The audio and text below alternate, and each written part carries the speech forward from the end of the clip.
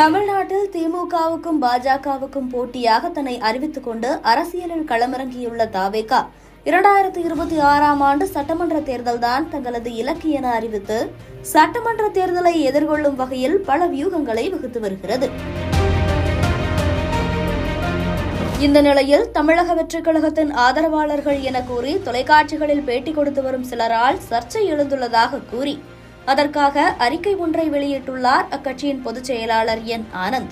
அவ்வறிக்கையில் தொலைக்காட்சி செய்தி ஊடகங்களில் நடைபெறும் விவாத நிகழ்ச்சிகளில் தமிழக வெற்றிக் கழகத்தின் சார்பில் தலைவர் அவர்களால் அதிகாரப்பூர்வமாக அறிவிக்கப்பட்ட கொள்கை பரப்பு மற்றும் செய்தி தொடர்பு நிர்வாகிகள் தெரிவிக்கும் கருத்துக்கள் மட்டுமே கழகத்தின் கருத்து மற்றும் நிலைப்பாடாகும். தமிழக வெற்றிக் கழகம் என்ற பெயரை கழக தலைவர் அவர்கள் அறிவித்து கழகத்தில் உறுப்பினர் சேர்க்கை, மாணவர்களுக்கு பாராட்டுச் சான்று மற்றும் ஊக்கத்தொகை வழங்கியது, வெற்றிக் கொள்கை திருவிழா, கழக ஆண்டு விழா என தமிழக வெற்றிக் கழகம் வீறு நடை போட்டு மக்களின் பேராதரவுடன் மிக பெரிய அளவில் வளர்ந்து வருகிறது.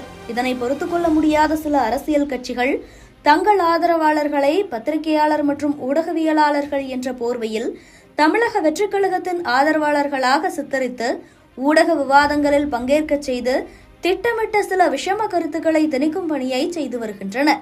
இது வன்மையாக கண்டிக்கத்தக்கது.